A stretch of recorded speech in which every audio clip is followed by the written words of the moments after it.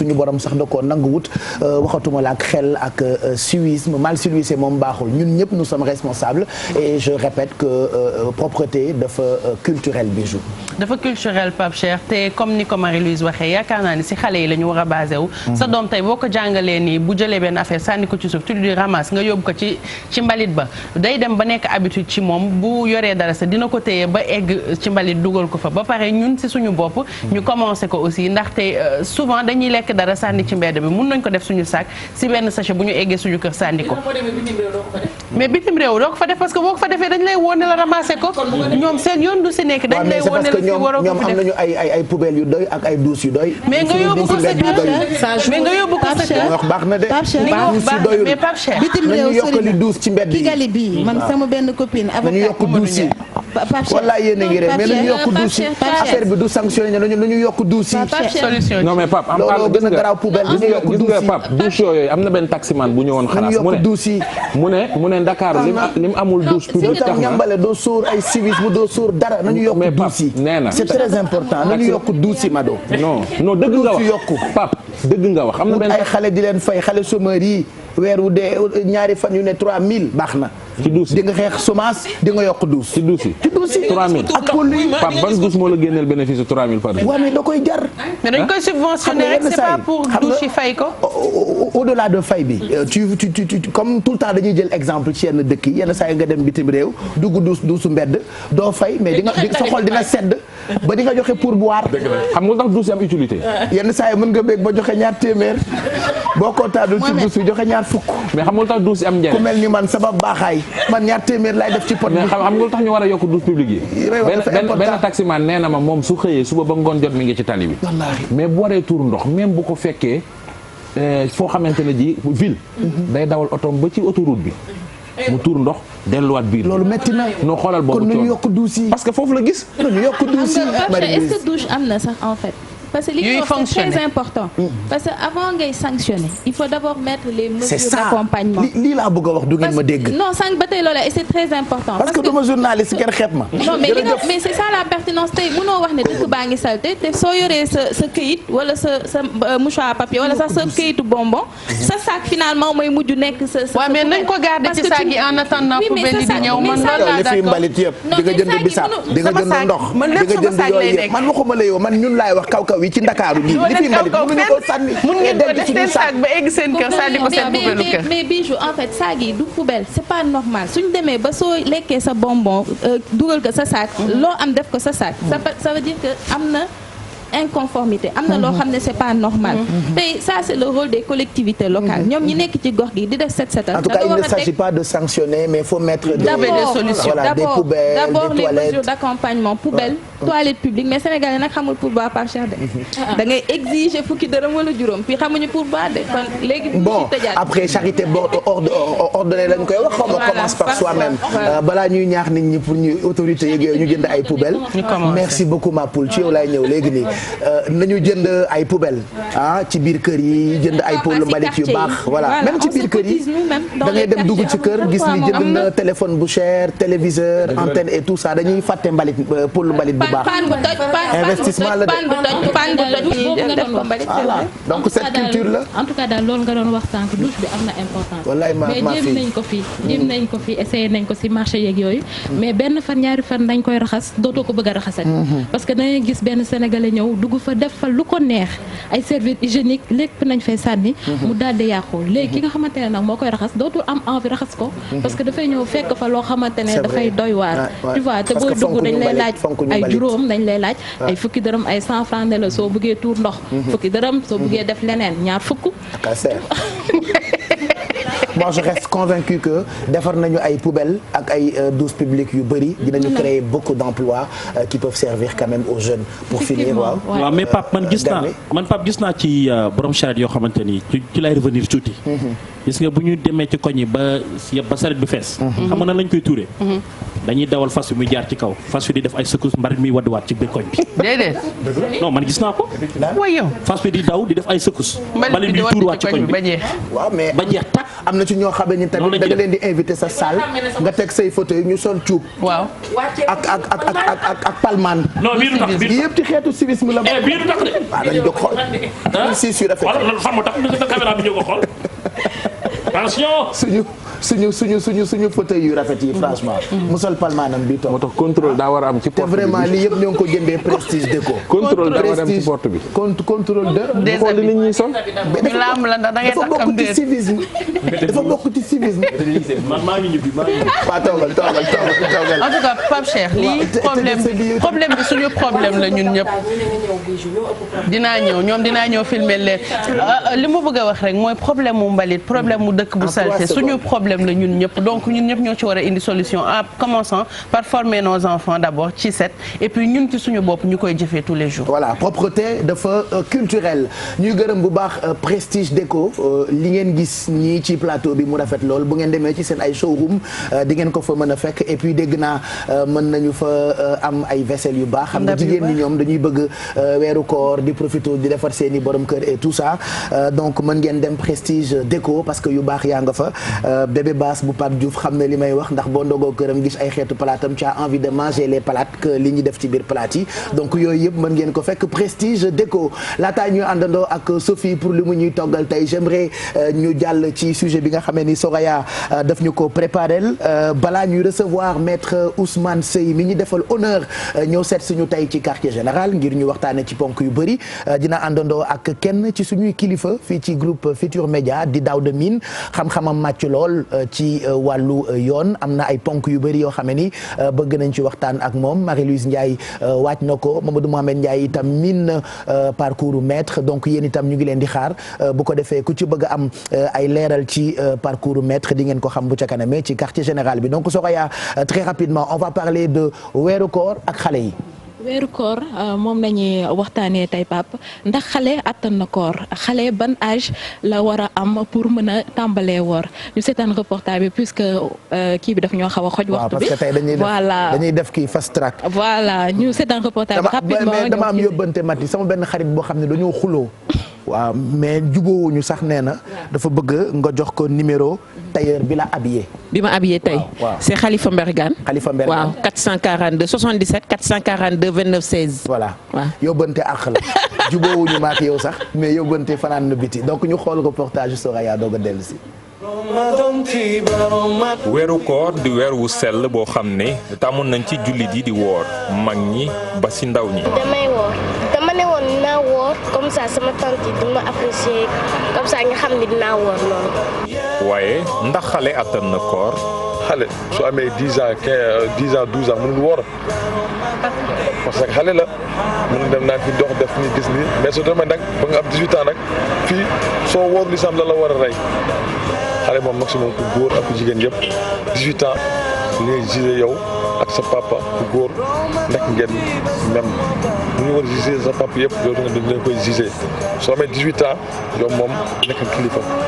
ay 10 ans su ko amee rek mën naa commencé tàmbale di jàng ndànk-ndànk bu ñemee bàyyi bu yàggee na dem ba miin ko ndax man mii ngay gis nii at yi laa commencé di def weeru koor may liggéey di ko woor waaye ñemewu ma ko woon sax def kon xale bu tolloo foofu ko mën na kaa commencé jàng ndànk-ndànk.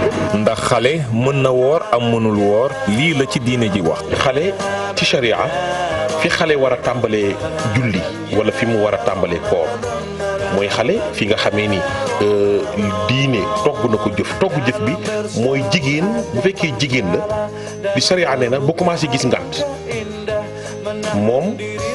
moom bàkkaar mi ngi lay commencé wàcc kon waratoo tardé waxtu war ngaa julli war ngaa woor waaye l'islam ni yonent bi alayhi salaatu wasalaam daan jàngale mooy doom nit da koy miinal dara bala mu cay àgg loola waraloon sa xale booy julli donte xale ñetti at juróomi at ñeenti at nga teg ko booy julli ànd ak moom julli ba julli googu mu tàmbali ko ba bu matee togg jëf bu matee togg jëf mooy góor bu fekkee góor la bu géntee bu amagul dañu 18 ans mais bu amagul 18 ans mais bu bu amee voilà xam naa ne Oustaz Assane itam bu fi nekkoon dina mën a indi ay leeral ci loolu nga xam ne def nga ko donc xale am na âge boo xamante ni ci la war a tàmbalee woor mais dès le bas âge di ko ci tàggat di ko jàngal ci benn moment nga ne ko bul lekk nax ko ne ko woor nga mën na tax bu màggee mu tàmm woor.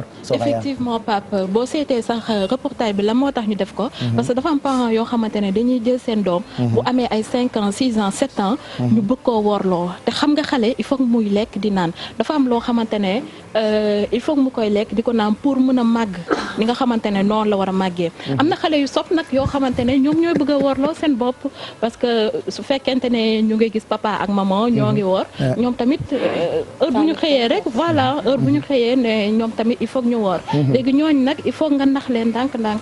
nga ne leen boo ndékkee da ngay toog ba si kanam boo ndékkee da ngay toog ba si kanam boo toogee ba si kanam après nga soog a añ ay 5 heures yooyu ngay soog a xëdd et tout genre mais par contre. si wàllu diine tàggat xale bi pour effectivement yaa ngi koy tàggat ndànk-ndànk pour mu xam li nga xamante ne moom mooy diineem xam ne tamit il faut mu woor waaye tamit ñu ngi koy dégg léegi mu ngi koy wax nu mu tuddati oustaz Pape Anne mi ngi naan comme par exemple jigéen bu demee bay gis mbaax war na mën di woor tàmbalee woor bu fekkente ne tamit góor la bu demee ba tool moment boo xamante ne mi ngi commencé gént mën na tàmbalee koor comme par exemple mu nekk su amee ay 10 ans 11 ans jàpp 12 ans donc mu nekk loo xamante ne baax na ñu waajal xale yi loolooy waral nga gis mag koo xamante ne dina dem ba am ay 16 ans genre yooyu du woor wala su wooree si biir kër gi bu génnee si biti di naan ndox et tout bu ñibbisee dir boppam voilà bu ñibbisee di bëgg a dee naan wuy papa koor gi dafa métti te yàlla xam na ne wóorul bu génnee lekk na ba suur te loolu nag xale bu demee ba màggaaleeg moom day ñàkk jom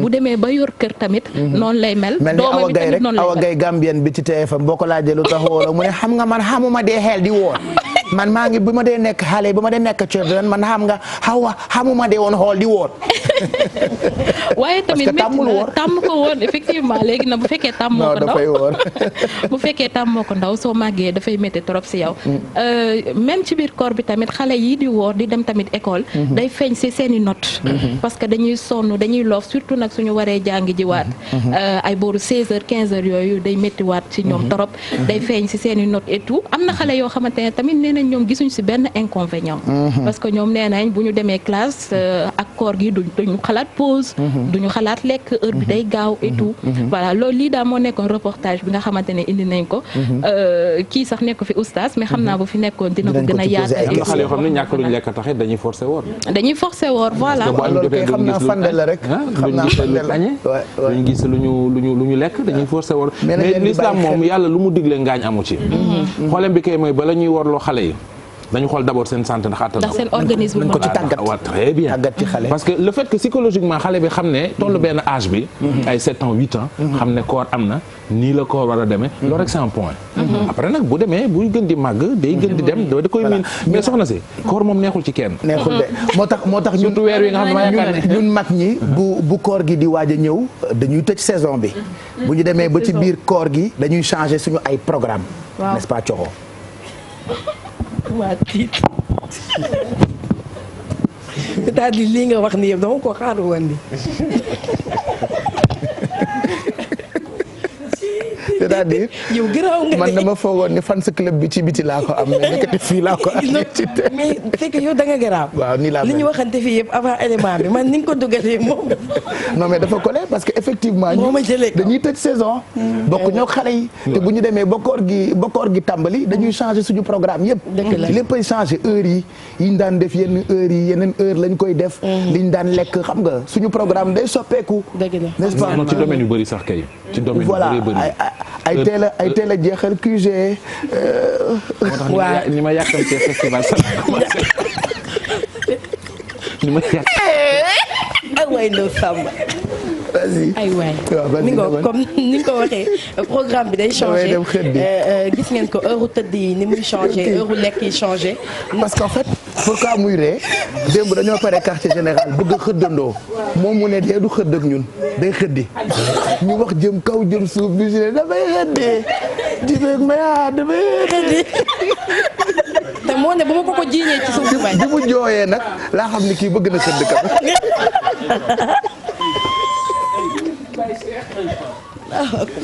donc changement de programme total. changement de programme total Pape Cheikh. bu mu jooyee ndeysaan ma yërëm ko damay xëddi. ñu ne ko waa toogal xëdd am na fii tamit du xëdd bi damay xëddi. ma ne ko suppa ngi barki borom Tuubaa mu ne ma damay xëddi du ngeen ma téye dama ko koy jiñ ci suuf mu koy bay. ma ne ko mais dinañ la yóbbu ci oto bi mu ne ma bu ngeen demul léegi damay jël taxi damay xëddi. di jooy xàcceen. dañ koo mujj libéré. ay bijoux conjuguer ko le verbe partir au présent de l'indicatif. mbaa karmato sama mag ji. Elle a beaucoup mangé quand même voilà donc changement de programme total. changement de programme Pape Cheikh ni suñu heure yi ñuy horaire lekk di changer.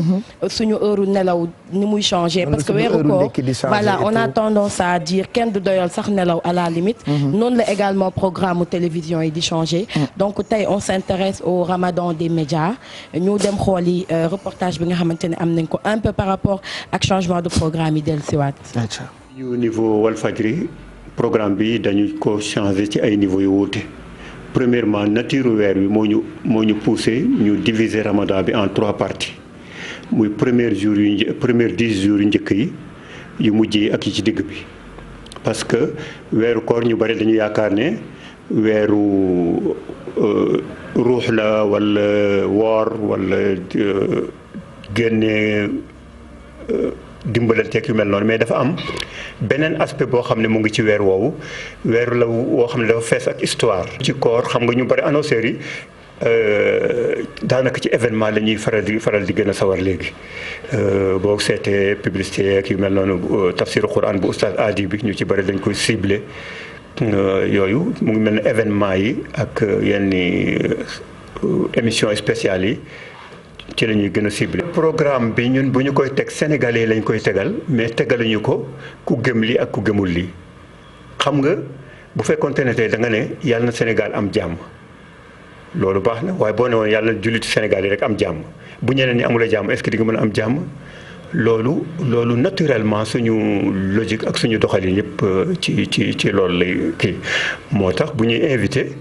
même ci biir koor gi duñu wax ne kii jullit la moo tax ñu invité ko wala kële kii la expert la ñuy jël expert bi nag mën na nekk mu gëm leneen mais na nekk expert rek ci li nga xam ne soxla nañu ko kon loolu naturellement noonu lañ koy defee parce que Sénégal ci sama gis-gis ñu bari dañu naan dialogue islamo-chrétien mais dama ne cas boobu posé wul ci Sénégal posé wu na nag ci Afrique de l'Est bële boo demoon yenn réew yi ci Afrique de l'Est loolu posé wu na fa mais fii ci ñun ci Sénégal loolu ñun cohabitation la ñu nekk naturel nag boo xam ne amul ne sax kaay ñu juboo parce que yëpp benn la bu waxtu wa jotee ñee naan ngalax bu korité jotee ñe lekk yàpp ci loo xam ne nekkul ne dañ ko provoqué mais dafay dérouler boppam naturellement loolu mooy kaawu Sénégal. d'accord te ñu jeexal ci tamit dama gis ci sketch yu bëri yi nga xamante ne moom moo am ci koor gi démb rek maa ngi gis benn information bu naan daanaka am nañ 46 sketch ci ay ci benn weeru koor télévision yi ku nekk am sa fukki sketch ak lu teg.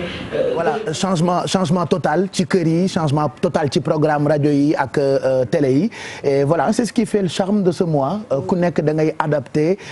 sa ay yëf ak ni weer bi toll. voilà ku nekk da ngay adapté sa programme ak ni nga xamante ni noonu la weer bi di doxee. donc ku ne xam nga ni que diine bi mooy gën a jël mooy gën a occupé devant wu li nga xamante ne moom moo di média yi. parce que ustaas yi ñoom ñooy gën a am temps d'antenne yi gën a bëri souvent ñoom mati ci la ñuy dem congé même bu dee ni mati moom King FM da koo tënk mënu la dem congé mais ñoom mati ci la ñuy gën a dem congé même par rapport ak heure yi nga xamante ni ci la ñuy def les éditions dafay changer da ngay gis ku xaw a yéegal heure am parce que dafay dépendre un peu par rapport ak heure bi nga xamante ni ci la ñuy ndogu mais également li nga xamante ni loolu c'est dafa révolu maintenant depuis 4-5 ans TFM dafa soppi yooyu parce que bu njëkkoon bu weeru koor jotee ustaas yi kese la ñuy gis ci télé yi ak ñiy def yëfu diine mais depuis que TFM indi quartier général par exemple di jël ay animateurs yoo xamee ni ci divertissement comme man lañ leen ràññee ak yéen teg leen ci kanamu télé bi ci la ñëpp dem ci mouvance bu weeru koor jotee en plus plus de ñiy yëngu ci wàllu diine ñun itam léegi dañuy gis donc y a plus de bu weeru koor jotee ñi yëngu ci yëfu àddina sama classe gi ak yooyu dañuy dem vacances wala dañuy toog noppalu. bien sûr sauf que oustaz yi dañuy gën a am place ñoom tamit ci weeru koor. parce que bu dul weeru koor da ngay gis ni que peut-être àjjuma yi la ñuy gën a occuper antenne yi mais bu fekkee ni que weeru koor la quand même ils sont là du lundi au dimanche. mais également ñeneen ñoo xamante ne dañuy am pàcc bu am solo ci weeru koor mooy annonceurs yi. parce que weer la bu nga xamante ne également ñoom ci comme on dit événement la peut-être ci ñoom. donc ñoom ci la ñuy gën a gis li nga xamante ne moom moo di seen bopp.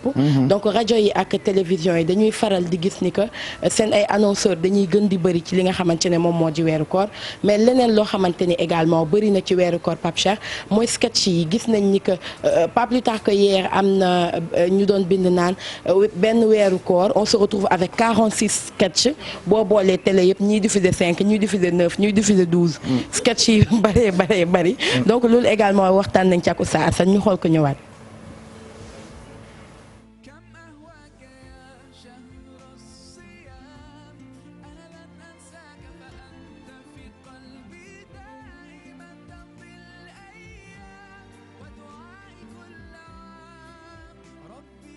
loolu phénomène la mais li ko waral mooy en général ñiy xalaat ci wàll woowu xalaatu ku tëb ma tëb la kiy gagné finalement nag mooy ki nga xam ne daf koy boole créativité waaw parce que da ngay naan li gars yi toujours dinañ def sketch avant de kii xaaral ma def ko ñëpp nekk ci loolu nag kiy gagné finalement nag mooy koo xam ne fa leen feneen foo xam ne ñëpp fa leewuñu fa comme ni nga ko waxee am na excès ci li fi nekk ci télé bu nekk leen da ngay gis muy teg di teg lu bare mais laaj na améliorer ci wàllu contenu ak ci wàllu message yi muy àndal daal parce que art dafa war a am nekk lu utile ak lu agréable léegi nag lu utile ak lu agréable bu fekkente ne nag da nga koy produire ci période boo xam dafa exceptionnel muy Ramadan yi lay séq nga war ko sóoraale dafa bari mais nag ci sama gis-gis sax man aar ci boppam bu dee aar rek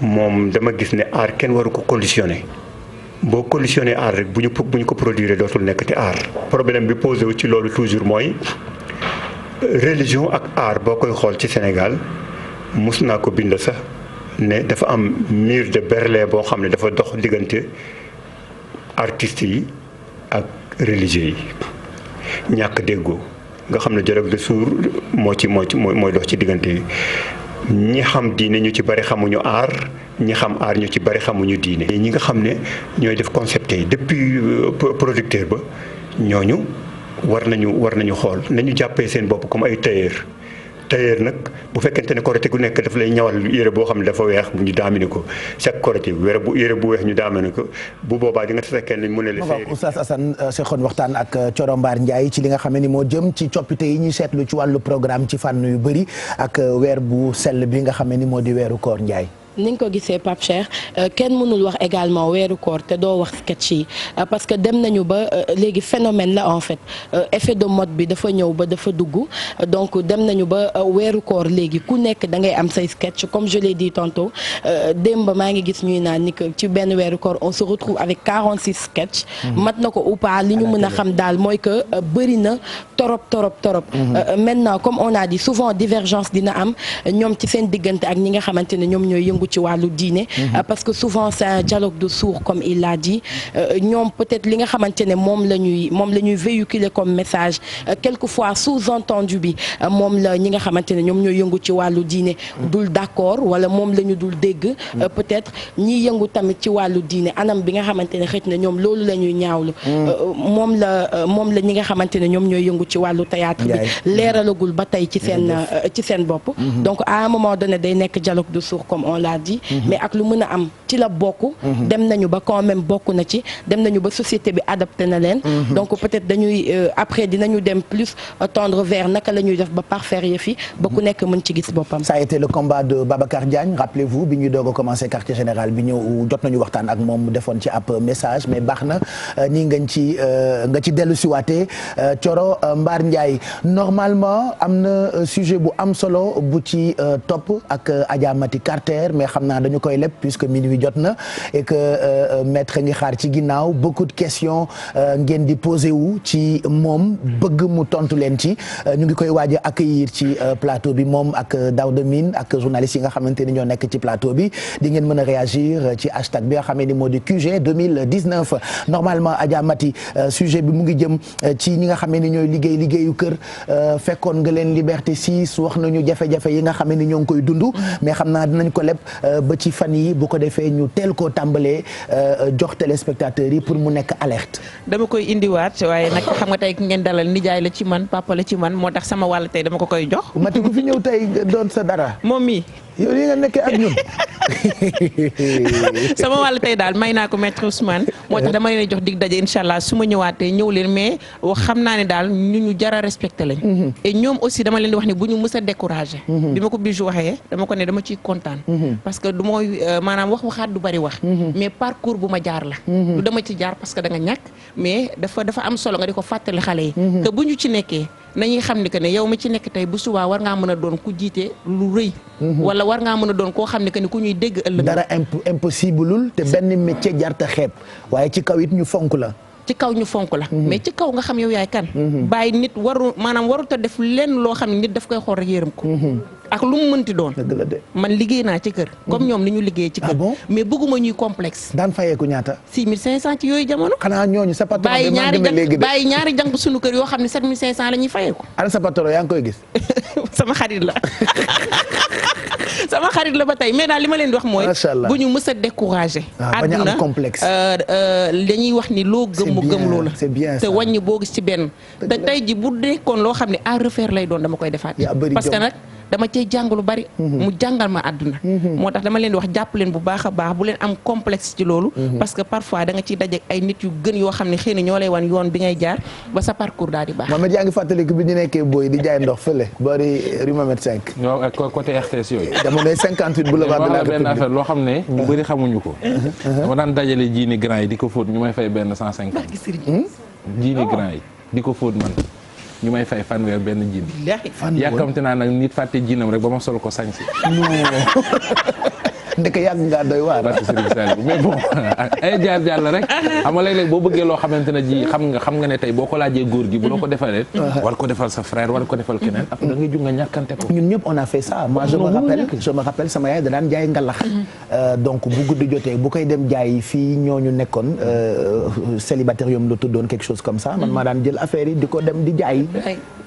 déjà dama daan yàkkamti nit bañ a jënd wala affaire yi bañ a jar. ba ma lekk ko xanaa xamoo tiga dege bee ma jàpp nii ba tey. joxuma leen couleur tiga dege. moo ma jàpp nii ba tey dama daan yàkkamti affaire yi du jar. ba ma bënn mbuus yi lekk ngalax yi sama yaay daan jaay. daan jaay c'est important parfois. sama biir bu ndaw bi ci loolu moo def sekel nii. xam nga sama biir ngalax ci ne ak ay secret.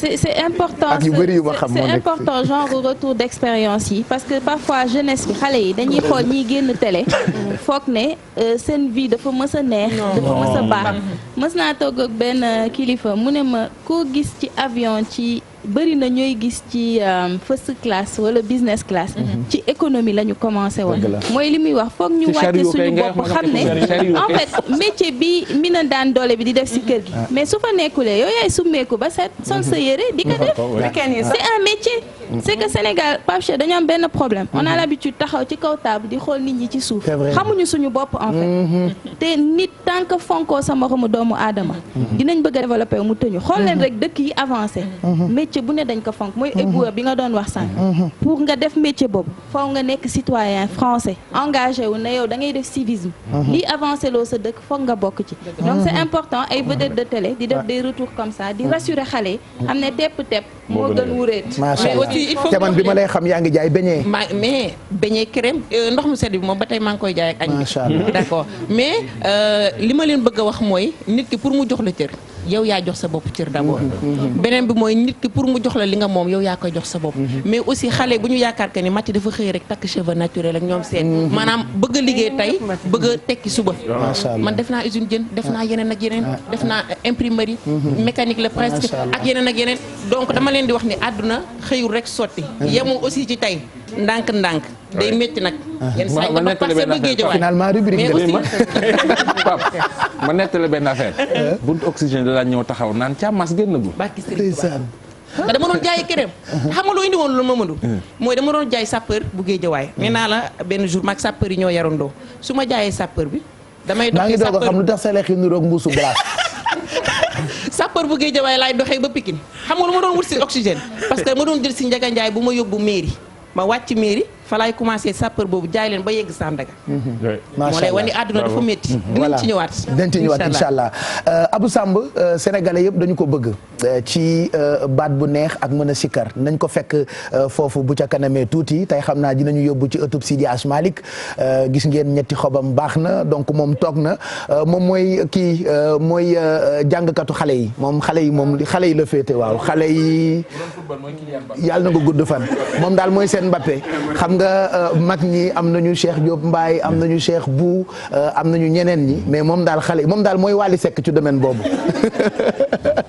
daañu ko retrouver bu ca kanamee et puis permettre ñu préparer le maître pour mu ñëw rejoindre ñu ci plateau bi moom ak Daouda Mine mais en même temps waxtu togg jot na nag pour ñu xëdd mën a dugg ci waxtaan bi xaar leen tuuti nañu xool ñi nga xamee ni ñoo ànd ak Sophie ci quartier général bi. boo ndogoo ba pare li guddi gi dem ngay seetaan quartier général doo bëgg a nelaw mais toggaay bi nag war na ànd ak togg bu neex Sophie tey loo ñu naral. Baye Cheikh xanaa di leen nuyu di leen sargal rek Baye di jaajëfal ñu toog di ñu seetaan seen biir kër di jaajëfal aussi sama partenaires yi nga xamante ni mooy waa NMA Sénico ak ñi nga xamante ni ñooy waa Patisen tey nag Baye ñu ngi war a defar benn mu xam sa bu oyof boo xamante ni dinañu servir xëdd comme ni nga ko gisee nii nag am naa lait caillé am naa sucre raisin pomme rouge poire ananas lait concentré non sucré ak li nga xam ni mooy lait concentré sucré am na fleur d'oranger am na quelques pépines de chocolat à côté ci kanam ñu décorer ko li nga xam ni mooy suñu plat du jour tey am naa li nga xamante ni mooy beurre jadida bi tamit dama koy def ci li nga xam ni mooy plat bu tey bi fii nag comme te waa NMA dañu ma andil ay pâtes yoo xamante ni ay pâtes yu macha allah mooy pâtu pasta bi yi nga xam ni mooy spaghetti bi nga xamante ne dafa jël li nga xam ni mooy forme ceeb tey moom laay defar teg naa li nga xam ni mooy ndox mi mu commencé di bax tranquillement gis nga ni nag damay ñëw rek jël li nga xam ni mooy beurre jadida bi moom laay jiitalee su ko defee li nga xam ni mooy mu xam sa bi dafay am beneen goût dafay neex te dina neex digérer aussi gis nga ni nag ma jël benn cuillère bu généreuse benn cuillère à soupe moom laay ñëw jiitalee ko su ma ci defee beurre bi nag ba pare am naa fi du sel damay ñëw def ci li nga xam ne mooy xorom def tuuti xorom parce que tamit cin boo koy démarrer da ngay def li nga xamante ne ni mooy xorom parce que mooy doon base li nga xamante ne ni mooy préparation wu plat bi su ma defee xorom bi ba pare déjà nii ndox mi jotoon na baax ba pare parce que pâte yi foog ndox mi baax parce que bu ndox mi baaxul boo ko ci defee dafay compact bi mel na lu pâte da ngay bàyyi bu ndox mi baxee nag ma ñëw jël sama benn couteau rek ñëw dagg li nga xamante ne ni mooy sachet bi gis nga nii nag damay def nii rek jël benn sachet bi délicatement ma daal di ko ci sotti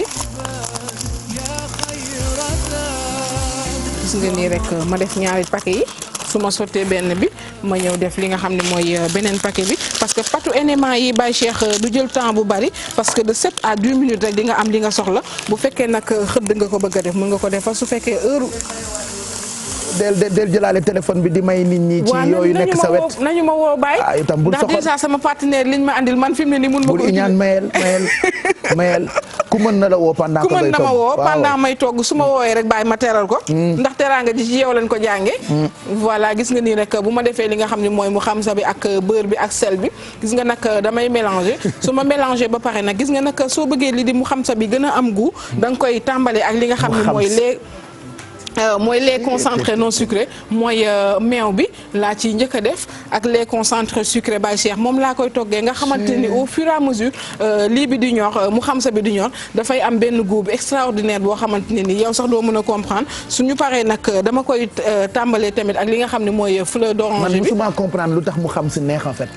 loolu laa musul comprendre mu xam sa lu tax mu neex. lu tax mu neex Baye gis nga ni comme ni ma la wonee ni ma koy toggee nii xam nga la plupart du temps nit ñi dañu koy togg teg ndox mi rek duñu tax xorom dañuy teg ndox mi su ndox mi baxee ñu jël mu xam sa bi rek def ci te affaire bi dafa am base soo defee ndox da ngay def sel def beurre def mu xam sa bi jël lait concentré non sucré bàyyi ko nag nga toggaale ko ak moom ba nga xamante ne nii dafay am goût gis nga nii déjà couleur bi mu ngi commencé changer gis nga nii nag su ma ko defee nii ba pare damay ñëw aussi jël li nga xam ne mooy lait concentré sucré bi daal di def 3 cuillerées à soupe bàyyi ko mu ñoraale ak moom su ñoree nag ma daal di jël li nga xam ni mooy soow bi jël fleur d'oranger bi mélanger gis nga def naa 2 cuillerées am naa 3 cuillères damay bàyyi noonu gis nga nag su ma defee lait concentré ba pare ma mélanger waat su ma mélangé nag jarul ñu koy bàyyi muy bax noonu parce que su baxee ci biir ci suuf dafay xëm te li nga xam ne mooy pâte bi du ñor te pâte bi su ñorul rek da lay andil ay ballonnement de ventre te weeru koor gi boo ci amee ballonnement de ventre rek da ngay am problème durant toute la journée ni nag damay wàññi gaz bi bàyyi muy ñor au fur et à mesure émission bi di déroulé wu ci kanam nag am naa fële raisin am naa li nga xam ne mooy pomme rouge am naa poire ak ananas ma émincé ba mu sew daal di ciy def toggaale ak moom raisin yi ma jël décoré ba mu rafet defal sama benn coupe bàyyi ci kanam ma ñëw ñu daal déguster. à bon entendeur. salut. appelez ñu ngi leen di xaar merci on va déguster dans quelques minutes suñu xëdd tey mu xam sa la gaaw leen ñu jël leen ci téléphone bi balaa ñuy dugg ci waxtaan bi 88 628 22 22 ñu ngi nuyu nag suñu yaay Adja Vassor benn meeru lébu la boo xam ni xam nga lébu yi moom dafa am lu leen yàlla may nee na kontaan na ci yow am na fierté boo xamante ni am na ko ci li nga nettali donc Adja Vassor voilà moom dafa bëri ay turandoo nag voilà dafa bëri ay turandoo mooy turandoo di maamu Vassor Binta Seck donc voilà Adja Vassor ñu ngi koy ndokkeel bu baax Nafissatou Diallo bu parti démocratique sénégalais ñu ngi koy ndokkeel moom envoyé na question bi kilométrique pour ki nga xamee ni mooy maître Ousmane Seye on reçoit aussi d'autres commentaires yu jógee ci ay kilifa bu ca kanamee dinañu ko jàllale ñu jël beneen téléspectateur jox ko sukkaru kooram rapidement balaa ñuy dem ci Abou Samb mu woyal ñu et puis ñu recevoir en même temps maître Ousmane Seye allo kooku allo allo waaw kooku man El Hadj Sadi Diop. El Hadj Sadi Diop Sadi na nga def. waaw sëñ bi na nga def waay. waaye Diop Sadi. Pape Cheikh na nga def. sant yàlla. nekk man El Hadj Sadi Diop. Diop Sadi. Sadi Diop El Hadj Sadi Diop. waaw El Hadj Sadi Diop. waaw na nga def. ñu ngi sant bu baax Diop. allo. papa yaa ngi wootee fan fayal sa télé. waaw maa ngi wootee Saint-Louis waaw. ah fan ngay wootee ci Ndar. maa ngi cité Lemingé HLM. ah yaa ngi HLM. waaw man waa Ba Sénégal laa. ah Ba Sénégal. waaw fa laa dëkkee. ah dëgg la kañ dëgg la. wallaay papa na nga def. na nga def waay seen émission bi neex na trop waay. jërëjëf Diop jërëjëf mbaa kontaan nga. allo papa waaw. jërëjëf waay. mbaa kontaan nga. waaw kontaan naa trop. léegi dama lay bàyyi li ma gën a kontaan sax mooy togg bi soxla si doom mu xam sa rek laa bëgg ma. wallaay papa mu xam sa. fi mu nekk nii maa ngi teg sama pot sax pour xaar mu xam sa. waaw ne moom ni bu yekkee daal bu ma ci xeelulul moom. taw suba ci ceebu am. yéen ñaar a koy summi. waaw man ma yow ma wax ni que moom. Mohamed Ndiaye Bijou Ndiaye Mamadou Ndiaye ñoo lay summi tey papa. Mamadou Ndiaye ak Mohamed Ndiaye Bijou Ndiaye. moo tax mu jege xoolal fi mu toog moom xamtaan bi lay dégg. ak Corombaar Ndiaye mais papa. xam nga nu may def ak yow. allo. waaw papa. allo. waaw papa. an sa pot. an sa pot. sama pot mi ngi nii ma téye. ayca dëkkal. ayca indi dégg soxna ñoo ngi nii toog ak xale ñoo ngi nii ku nekk ñoo ngi téye sa pot ak sa kuddu. papa ñaata soxna nar a dëkk tey. am naa ñett. waay. waaw man dama ñëw Mohamed Ndiaye. papa xam nga nu may def ak yow. bii 25000 la pour benn soxna bi. ku nekk 25000. waa déedéet ku ñett laa yore ku nekk 25000 nga may jox. waa papa. waaw est-ce que xam nga ni loolu laay def ku nekk may naa ko enveloppe bu 25000. allo papa. uyul. waxal ak ñoom ci kan nga ayee tey papa. jërëjëf. ci kan nga ayee tey. ci kan nga ayee tey. mi ngi noonu yow yaa def voilà. télé bi lay seetaan en fait. ci kan nga ayee image bi. day jógee Dakar dem ñaareel bi.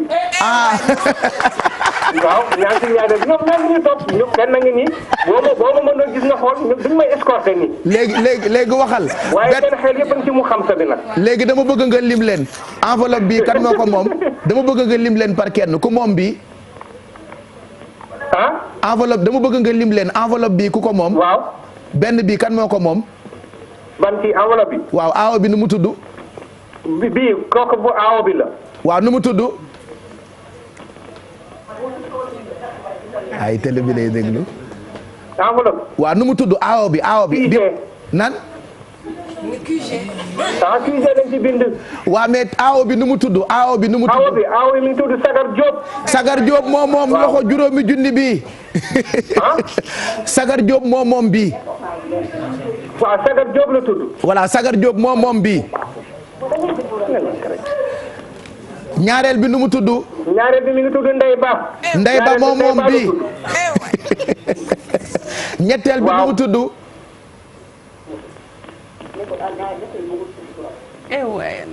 kooku Ndeye Ba la tudd. kon Ndeye Ba moom boobu voilà.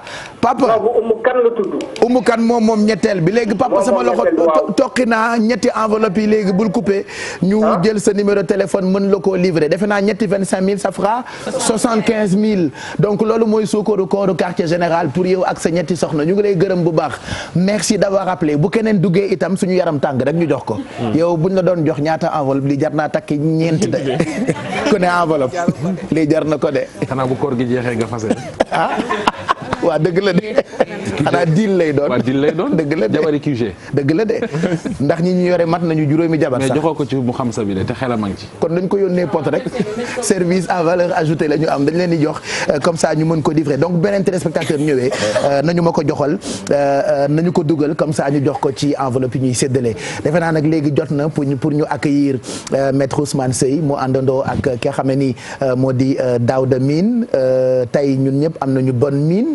N'est-ce pas il va nous rejoindre àndandoo ak maître Ousmane Seye mën nañ cee profité nag bàyyi Abou Samb balaa ñuy waxtaan ak moom mu ibbi guddi gi mu doon ay cant yoo xamee ni daf ñu nar a yóbbu ci ëttub Sidi Hadj Malick Adja Vassor Gaye lañ ci nuyu ak kull koo xam ne da nga dip taalibe Cheikh àndandoo ak ñun ci télévision Futur Média docteur Massamba Gueye sunu papa ñu ngi koy nuyu moom itam di ko ndokkeel bu baax yàlla na suñu borom yàggal taxawaayam Alaaji Ababacar Diallo xam naa saa yu déggee ñuy sant jagleel ko ki nga xam ne ni mooy Sidi Hadj Malick dafay kontaan donc loolu dañu ko ci bégal ñu recevoir donc maître merci d'être là mu ngi àndandoo ak ki nga xam ne ni moo di Daouda Mine.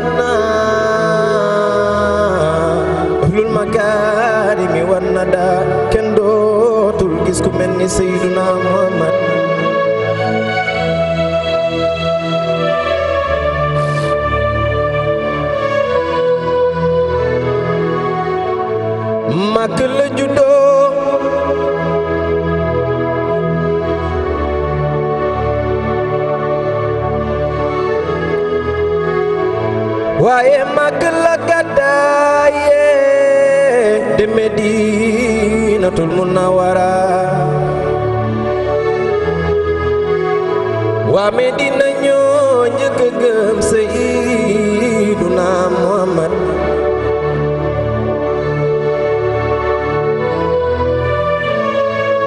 li taxi mag la ëtt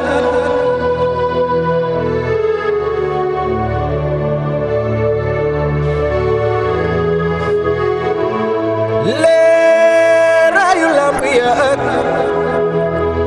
ñu laayu kaaba ga ku yàlla yóbbu Medinatul Munawwara waa xusil xoole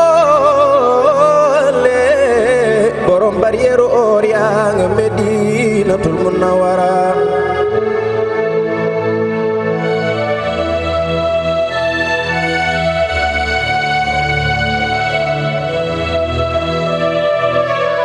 Baay Cheikh boo demee Medinatul Munawwara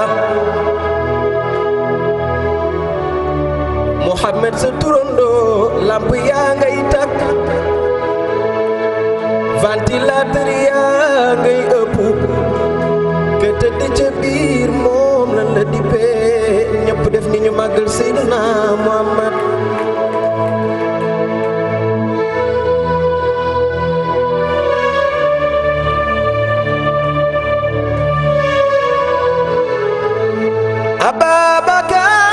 Ababakar Omar Usman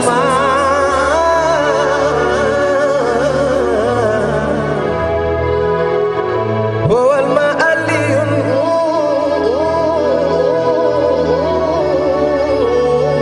mooy saabay Rasulullah Cheikh Hadj Abdoul Aziz Sy Malick nee na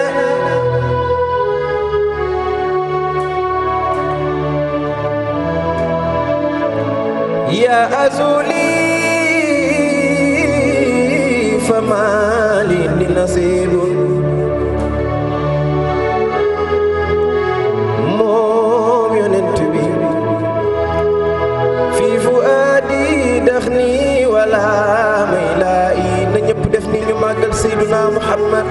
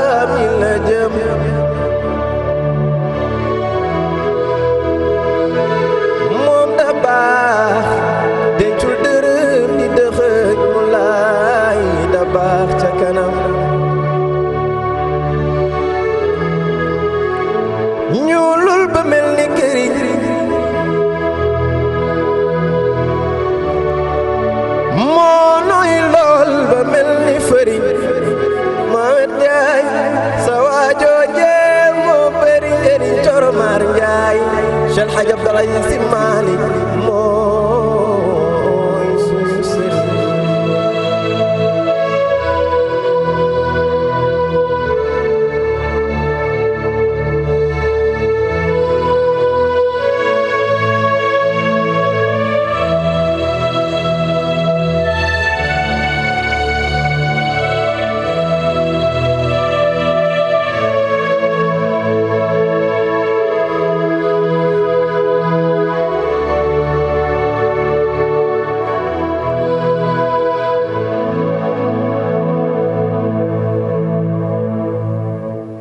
macha allah.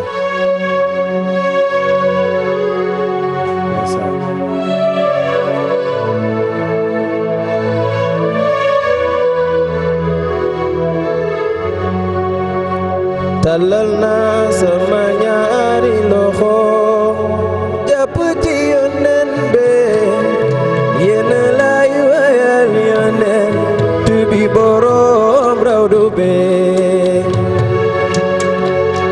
waa QG Mohamed Ndiaye sa turando laay way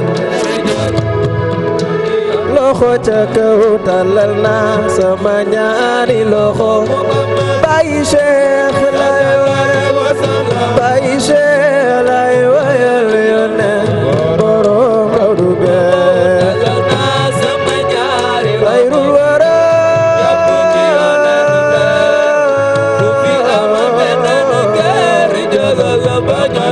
loxo ca kaw tàllal naa way naa yónneen bi way naa sabaya daan xare ànd ak yónneen ba ana waa kër yónneen bi xayrul wara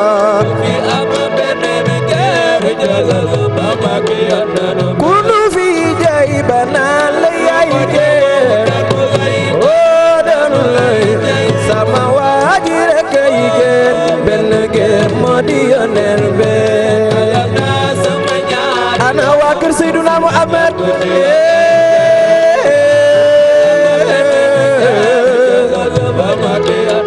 ku nu fi jay ba naan la yaay géer oo danu lay sama waaji rek ay géer benn géer moo di yónneen be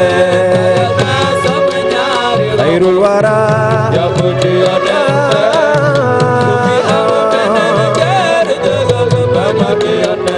man de jàppe naa sama baat bi jaasi way naa yónneen be way naa sama yataan xare ànd ak yónneen be xayrul wara xayrul wara xayrul wara man de jàppe naa sama baat bi jaasi way naa yónneen be way naa sama yataan xare ànd ak yónneen be ñaari loxo xayrul wara xoolal ba yàgg neexe jar na jaraw la jaraw acca julli leen ma julli ci Mamadu Lamin borom Gawdu bee xayrul wara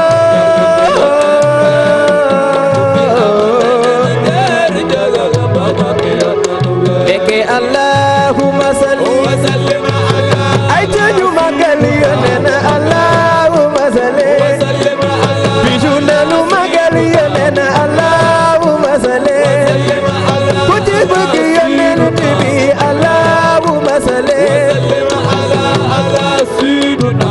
ankay ak i saxaabaam ni rek ñuy way yónneen be xayrul wara xayrul wara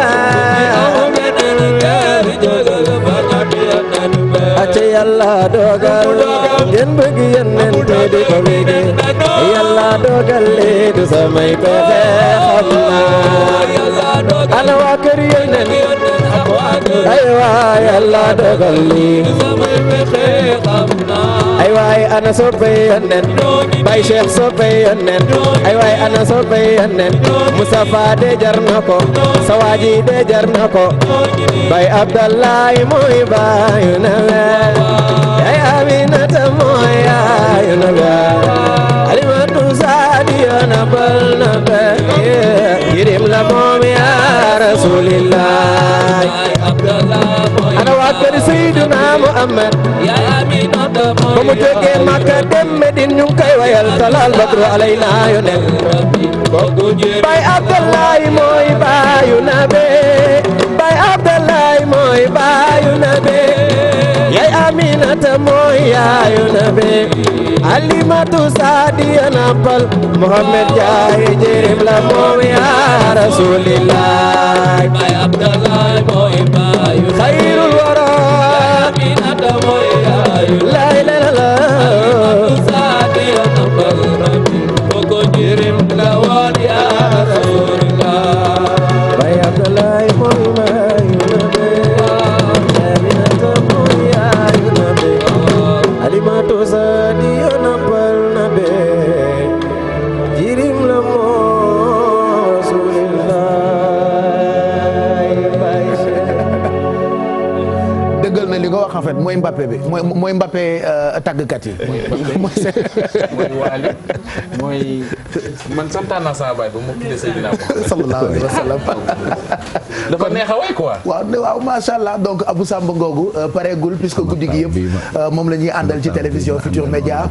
Daouda Mine nous a rejoint mu ngi ànd ak maître Ousmane Seye waxtaan bi nag yàkkamti ngeen pour ñu tàmbali ko parce que question yaa ngi jóge fu ne depuis sànq internautes yaa ngi réagir depuis ñu commencé quartier général bi waaye yooyu yëpp nag dinañu ko développer fileeg ay minutes en attendant ñu jàll ci publicité yi et puis juste après on se retrouve pour quartier général premier talk show fii ci Sénégal. mbokk yi 1h du matin mooy doog a jot lu mu guddi guddi TFM ngeen di fanaan puisque li ngeen bëgg ñun ñoo leen koy jox quartier général bi tey ñuy recevoir koo xamee ni sunu kilifa la sunu waayjur la waaye ñu ràññee ko bu baax ci réew mi sànq rek maa ngi tooñ ñoom Marie-Louise naan leen bëri na ci ay kilifa yoo xamee ni boo xamul seen kanam sax tur wi da nga koy dégg ndax dossier yu mag yi soxal sénégalais yi dañ ciy faral di nekk mu ànd ak Daouda Mine mi nga xam ne kilifa la fii ci kër gi ñu dénk ko site bii di igfm.sn tey bu ñu naan crédibilité ci wàllu joxe ay xibaar yu wér te wóor site internet bu groupe Futur Média la bokk itam ci journalistes yi ñu gën a ràññee ci yu bëri ndax bind yu am solo Daouda ñu ngi lay gërëm ci teewaay bi tey ci quartier général bi am nga bonne mine Pache maa ngi lay gërëm di la sant. di la remercier ci invitation bi. merci surtout ci ñàkk ci ñaan gi. ci yaatu bi ak yaatal bi. waaw dafa am solo. parce que boo nekkee ci kër. nga dem ba nga xamante ne am nga fa benn position bu nga xamante ne moom nga am cër bu nga xamante ne yàlla moom moo la ko jox. ci ñi nga xamante ne mooy ñi lay seetaan. bëgg la lool macha allah yàlla na jëm kanam. amiin nga yor émission bu nga xamante ne quand même ñëpp dañ koy seetaan. boo demee bay invité ay nit pour que ñu ci ñëw participer. loolu sa yaatuwaay la. donc dafa nekk lu nga xamante ne yaa ko ngànk mais quand même yaa ngi yaatal nit ñi. man loolu laa lay remercier. macha allah yaa ngi ànd aussi ak Marie-Louise Ndiaye journaliste l'Observateur qui intègre désormais équipe bu quartier général ci lépp lu jëm ci wàllu justice miin nga tribunal wax naa ko sànq mais jotoo nuyoo sax ak téléspectateurs yi Marie-Louise. waaw Pape Cheikh maa ngi lay remercier comme ni miin wax ci sa yaatuwaay adopté ñëpp. intégré ñëpp waaw damaa tuuti tollu ma ni ma doon nii coro ma tey ma gën a yaatu. waaw benn bi la rek comme li ma doon wax miin kenn mënu ko bañal dara. da ngay fëgg léegi dañuy ñëw léegi parce que yaa ko dund ak ñun. donc loolu moo tax. donc maa ngi lay remercier ci intégration bi ma intégré ci quartier général di nuyu téléspectateurs yi yëpp. di kontaan nag parce que miin mi mooy sama professeur. moom ma formé dafa doon bind papier mu ne ma relire ko 5 fois. su ma relire 3 fois mu ne ko am mu ne ma xëy des na 2. comme dafa am bëtu doog ko lakkalee ñoom Khady Faye. voilà donc maa ngi koy remercier ci li nga xamante ne moom la def ci man. tu vois un peu tey suñu nee chronique judiciaire peut-être que dinañ ma fa tudd yow yaa ko wax. moom am na ci benn part de responsabilité am na lu bëri loo xamante ne def na ko ci man. et maa ngi ko ciy remercier c'est un plaisir pour moi tey may partager plateau ak moom Maître Ousmane Seye moom kenn dootu ko présenter ci Sénégal. ni nga ko wax rek ci dossier yu mag yi Sénégal yëpp Maître Ousmane Seye mu ngi fa. tu vois un peu donc loolu sànq maa ngi koy wax parce que nit ñi wóolu nañ ko ci li muy def. moo tax ñu dugal ko parce que wóoluwul ci dossier doo ko jox dossier. parce que il en est de ton honneur et de ta crédibilité donc maître ñu ngi lay dalal bu baax a baax. voilà balaa ñu leen di wanalee ak Maître Ousmane Seye ñu fàttaliwaat leen hashtag bi QG 2019 ñu ngi xaar seen ay réaction numéro téléphone bi nga xam ne joxe nañu ko pour ngeen di envoyer seen ay vidéo ci WhatsApp bi parce que statut dafa xew donc quartier général am na statut bu leen juum parce que bu ngeen juumee rek mun ngeen sonal keneen ku am numéro bu xaw a nuroo ak numéro téléphone bi ngeen di gis ci suufu écran bi donc envoyé seen ay vidéo ngeen posté ko ñun ñu jàllale ko pour invité bu quartier général réaction yaa ngi jóge fu ne depuis sànq Mamadou Ndiaye. effectivement Pape Cheikh numéro téléphone bi dañ koy fàttali ñi nga xam ne ñooy internautes yi wala téléspectateurs yi. di 77 393 96 34. 77 393 96 34. internautes yi ñoom commencé nañu depuis début quartier général. question yi moom en tout cas mi ngi taw ci ki nga xamante ne mooy suñu invité tey. di maître Ousmane Seye. mu ngoog ñu xool portrait bi réalisé par rédaction bu quartier général permettre Sophie mu ñëw servir ñu xëdd bi temps bi ñuy jël di laqarti bay servir suñu bopp ci plate yi ngeen déglu lii ñu réalisé ci jëmm ji toog tey doon invité quartier général.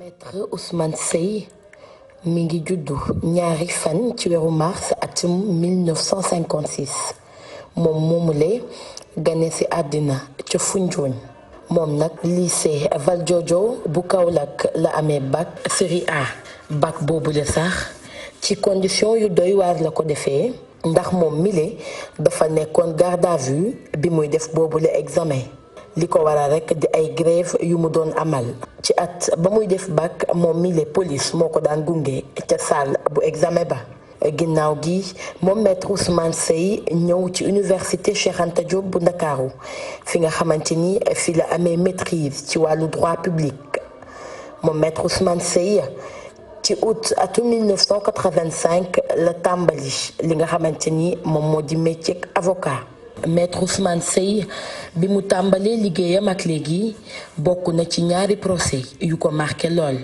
mu di procès bu chantier yu Thiès ak procès Cheikh Béthio Thioune mi dëddu àdduna fan yi ñu génn moom sax di wax ni sëriñam bile di Serigne Saliou Mbacké moo ko boole woon ak Cheikh Béthio Thioune maître Ousmane Seye naam avocat la mi ngi ci langue politique gi politique boobule mi ngi ko tàmbali ci atum 2009 ginnaaw ndigalu président Abdoulaye Wade lu ni mel sax mi ngi ko tàmbalee ak créer mouvement bi di Sentinelle Bleue bile mouvement di wéy ak moom ba 2013 mu daal di andi parti politique am di Front républicain moom mile bokk ci coalition Benno Bokk Yaakaar ànd ci ak bannière bu coalition pour l'émergence bi nga xamante ni moom la jiite moom nekkoon na membre ci conseil de la république di CRAES ci jamonoy Abdoulaye Wade fi mu toll ni tembe mooy juróomeelu vice-président bu haut conseil des collectivités territoriales maître Ousmane Seye ak taxaw seetlu yi mu am ci anam gi politique gi di doxee naka noonu jafe-jafe yi am ci wàllu yoon ak yeneen dina tontu ci yooyu la laaj ndax moom mooy ganu quartier général bu tey bile. jërëjëf Thioro Mbar Ndiaye maître ñu ngi lay nuyu ban commentaire ngay def ci portrait bi ñu def. maa ngi lay nuyu Pape. di la gërëm di la féliciter aussi. pour sa xarañ. sa générosité aussi. ak sa liggéey bu rafet. di gërëm sama doom ji Thioro Mbaye di nuyu papaam nga xam ne sama xarit la. nga xam ne réew mi ñëpp a ko xam. mooy Serigne Mbacké Ndiaye. ah sama doom ji moom xam na baayam. parce que bi ma déggee li mu wax léegi comme moo def portrait bi. kon li mu waxal baayam man je me retrouve dans le portrait. macha allah foogoon naa ne sax xamul ne bi may def bac. dañ ma jàppoon. waaw ñu dañ jàppoon sax doomu gouverneur à l'époque. daal di ko séquestré kawoon. ñu jàpp ma fekk ma war a def baccalauréat. waaw ñu def ma garde à vue police.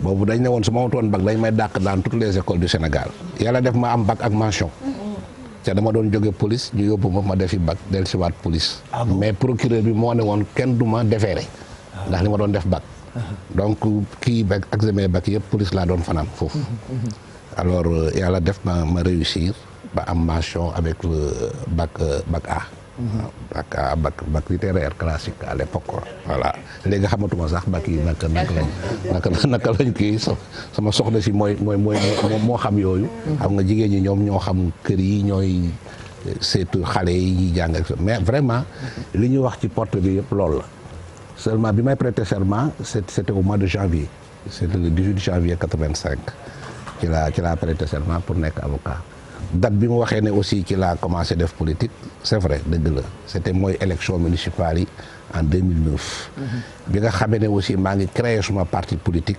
mouvement Sentinelle boobu bi muy nekk parti politique c'était pas en 2013 mais c'est en 2012 c'est-à-dire aussitôt après l'élection présidentielle bi nga xam ne mars 2012 lañ proclamé woon résultat yi man en juillet 2012 ci laa créé parti politique bi ñuy wax Front républicain ba léegi après ci lañ créé aussi coalition pour l'émergence en 2014 daal di feddale suñu ànd ak président Macky Sall ba léegi ñu ngi ànd ak moom coalition pour l'émergence boobu bi ñu koy créé boobu ñaar fukki parti la ñu woon ñoo ànd ba léegi di jàppale Macky Sall président Macky Sall nekk dans la coalition Benno Bokk Yaakaar donc vraiment maa ngi lay gërëm ci gëstu bi nga gëstu parce que journaliste day gëstu waaw journaliste bu dul gëstu du journaliste li ñuy wax journaliste d'investigation je crois que tous les journalistes dañu war a nekk journaliste d'investigation parce que journaliste warul wax loo xam ne wóoru ko warul wax loo xam ne gëstuwu ko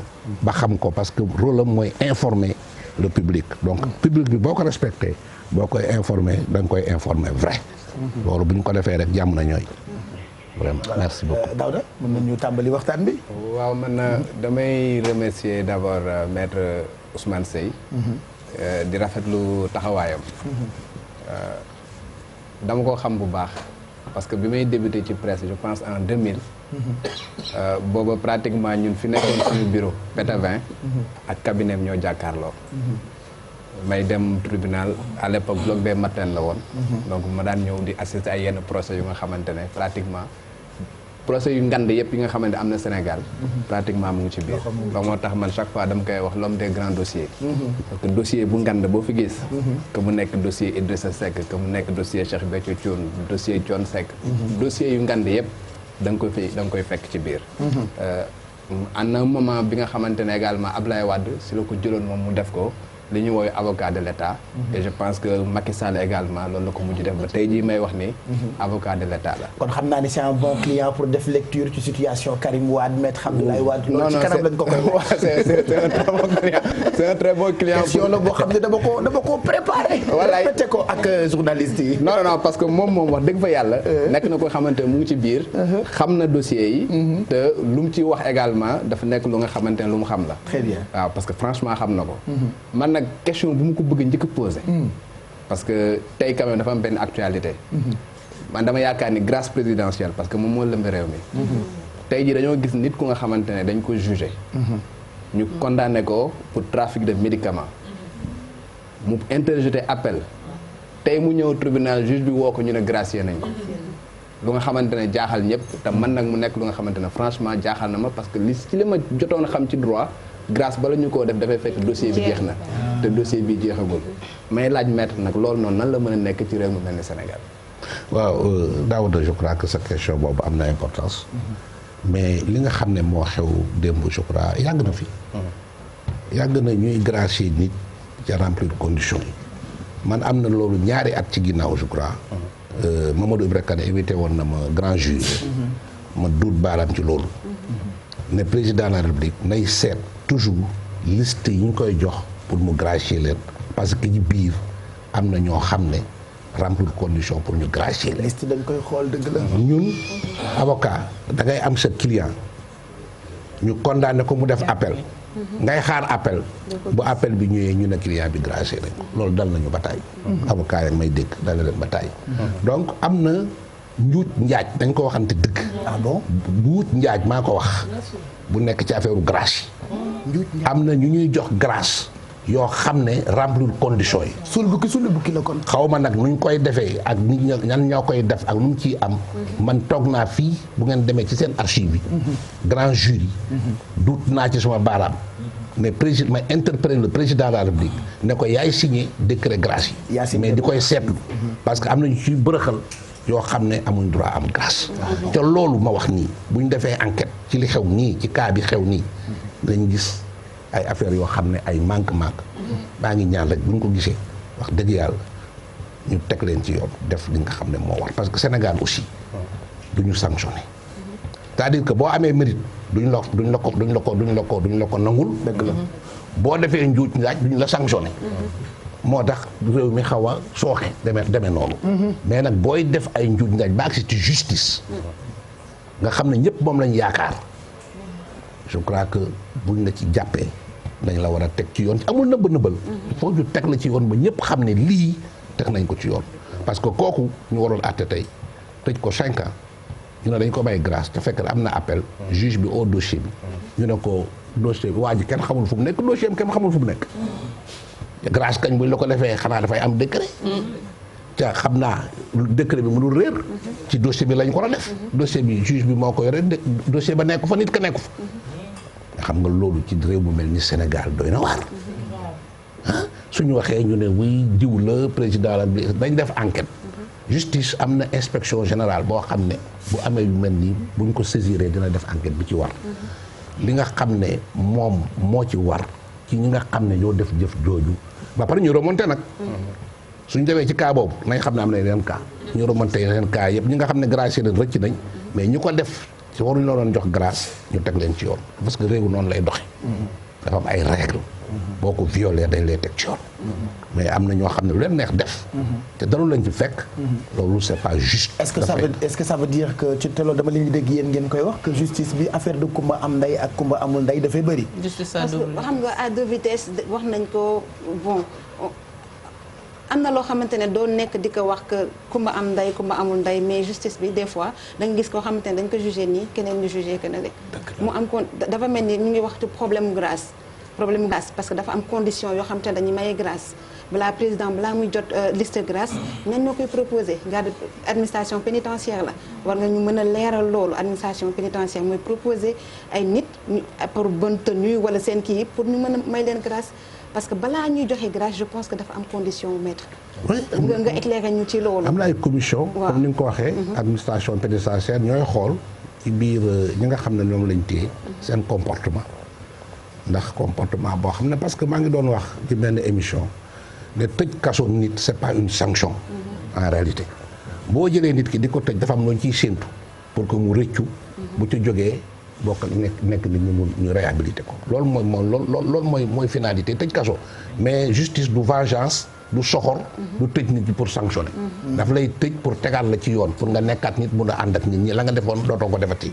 alors ci biir kaso bi di nga gis ñoo xam ne bu ñu leen tëjee seen comportement ci biir nit ñi dañu am yaakaar ni ñii kat bu ñu génnee changé nañu mais dina fekk yoon ne au moins di nga def sa moitié peine ñu proposer la grâce xanaa kon Khalifa Sall ne se comporte pas bien kooku laaj ko pénitence administration pénitentiaire moom procédure bi jeexagul parce que moom normalement lii client bi ki ñu woo démb à la barre ko ci condition boobu la Khalifa nekk parce que Khalifa procédure um jeexagul kii normalement war woon dem parce que interjeté ne appel maître am na benn cas je sais pas si non après dossier boobu bu ko administration tànnee dafay dem ministère de la justice foofu am na direction des grâces ñooñu ñooy proposer président de la République ña kii war nañ ko gracier parce que comportement yam baax na purgé na demi moitié peine bi extra su ko président dafay signé xam nga président comme aussi bu nommé ay nit dafay am ci ñoom confiance mais luñ ko jox kañ dafay am ci ñoom confiance daf koy signé donc buñ fi wax mukk ne responsabilité du président wala yooyu dañ ko trompé mais défaillance bi fan la mettre défaillance bi